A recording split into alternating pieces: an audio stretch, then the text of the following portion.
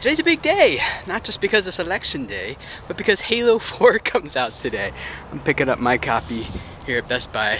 Dana and I used to play the original Halo like all the time when we were dating, and we actually were just playing Halo Reach the other night together too. She still holds her own, although she's gotten a little rusty, but I look forward to playing some Halo 4 together.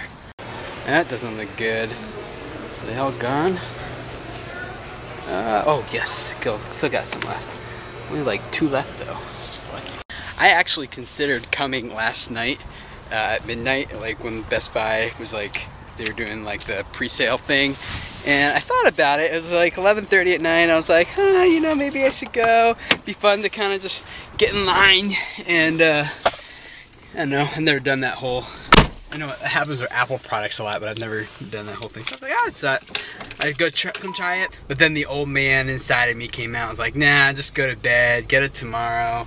And I'm glad I didn't wait much longer because they only had 2 left, this one and one other one. Today is also a big day because it's election day, right? We get to vote for who we want the next president of the United States to be, and I'm on my way to vote right now. And then I'm gonna go home and switch places with Dana, so I'll watch the kids and she can go vote. It seems to me like each election gets like harder and harder to figure out who you want to vote for, and then sometimes like the candidate you really want to vote for actually is like on a party that you know isn't going to be elected, so you kind of feel like you're throwing away your vote. But you learn as much as you can, and you try to be educated and make the best vote that you think will be in the best interest of not only of yourself, but more importantly for the nation, the country as a whole, and also for like our children that are growing up.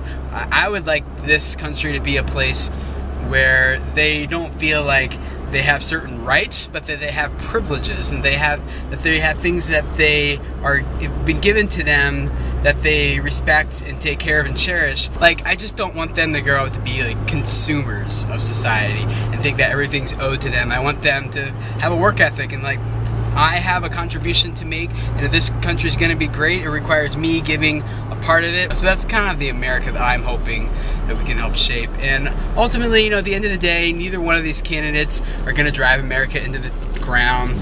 They both care deeply about our country, and I think we often overestimate the amount of power that each of these men has in this position. You know, government has lots of checks and balances in place for a reason.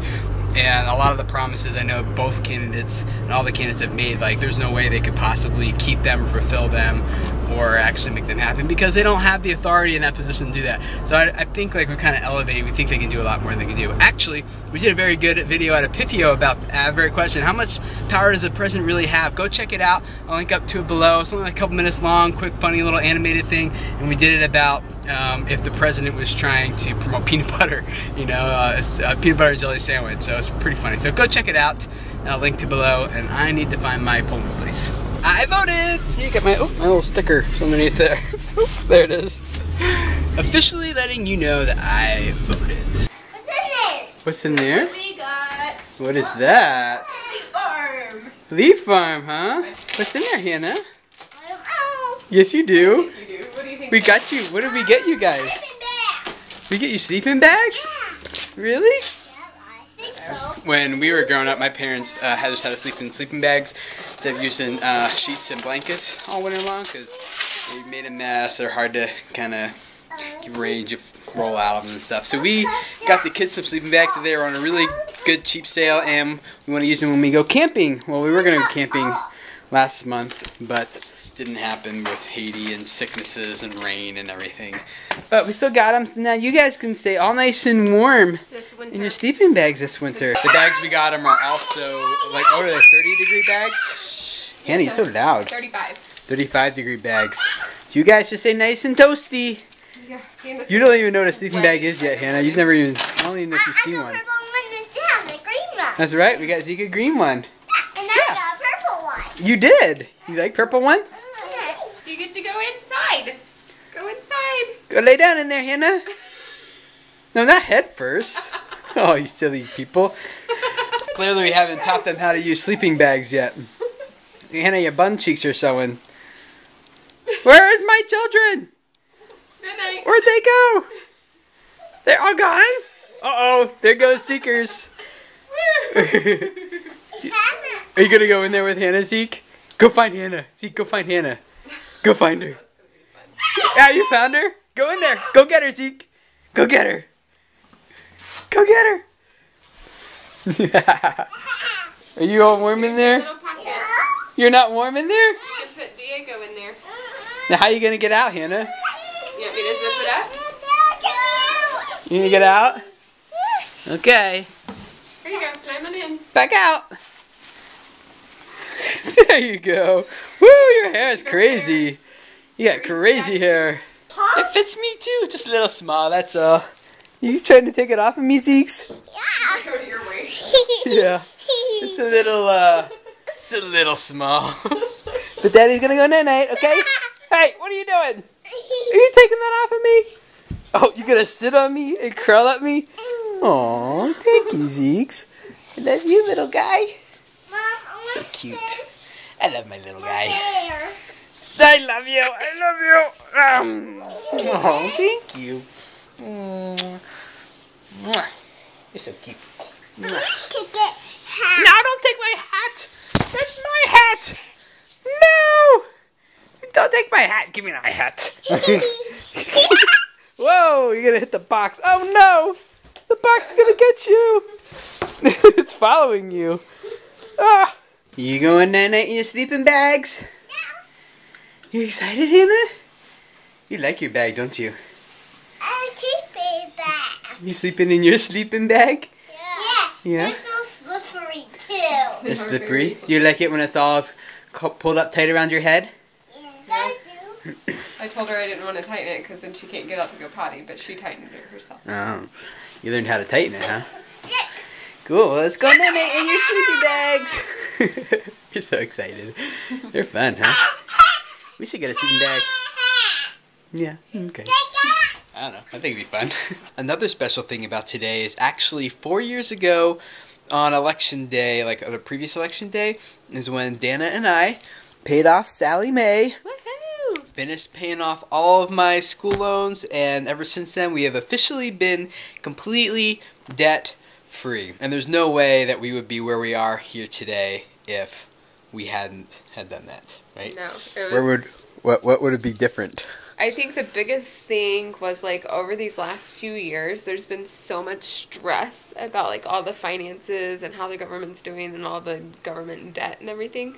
And just even with the economy dropping, like, I feel like we've been saved from all that stress because we know how to handle our money.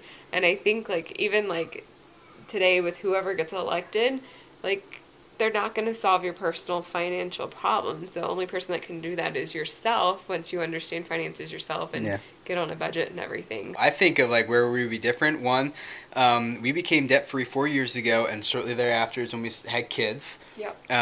We got pregnant with Hannah like the next month after getting debt-free. Yeah.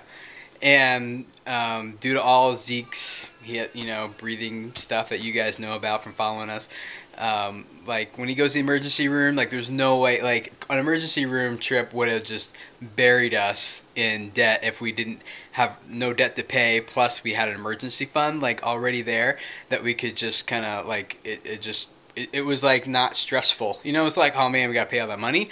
But it was like, it wasn't like, how are we going to pay rent next month now because we have this unexpected, right, because you still, like, it, like, paused our savings for a little bit, but it didn't affect, like, how we lived month to month. Right, because we were planning ahead and saving and had emergency fund. And then also, shortly thereafter, when I lost my job, because we had like a smaller budget that we're used to living on and didn't have the fork cash over it other people, like every month, I was able to step out and start working for myself because we had a little bit of savings there, also a little bit of buffer zone, so that like if it just flopped, which it didn't, thankfully. I worked for myself for 2 years. That if it didn't, something happened, we still had a fallback there. So I wouldn't have been able to launch out and do my own thing, do a lot of the stuff I do on YouTube.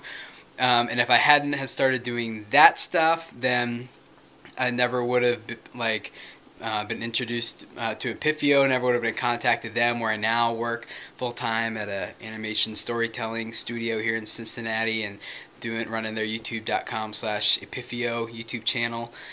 And we wouldn't be here, and I don't know, like if we weren't debt-free, our story would be much different now. So I'm thankful that we did it. Dan and I were saying on Facebook earlier today that it's one of the hardest things we've ever done, but it's also one of the best things that we've ever done, right? Yes. Why is that? I wanted to add, though, on when Tim was unemployed, another huge blessing that helped with that was anonymous gifts from friends during that really hard time. But I also think, like, you know, like, I'm kind of timid to give money to some people, but, like, confident to give to others, depending on, like, how they're spending their finances. I think you can tell when someone is making wise choices and when they're not. And I think that like when they makes go a on huge extravagant difference. vacations and then can't When pay they don't their have a card job, stuff, or I'm just kind of like, that didn't seem quite right. I think the most fun part for me has been giving away money, which just being able to like bless people.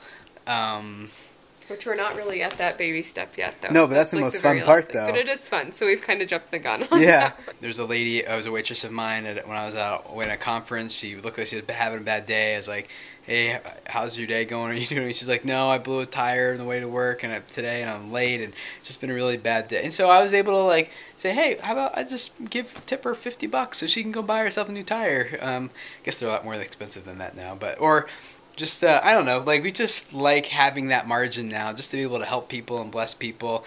We can get up and go to Haiti and help people there and stuff like that. So it's been a lot of fun. I really enjoy that part. Guys, being debt free is totally worth it for you guys who may be thinking about college now, maybe you're in high school, you're thinking about all those student loans. If there's any way you can possibly do it with like minimal to zero student loans, do it.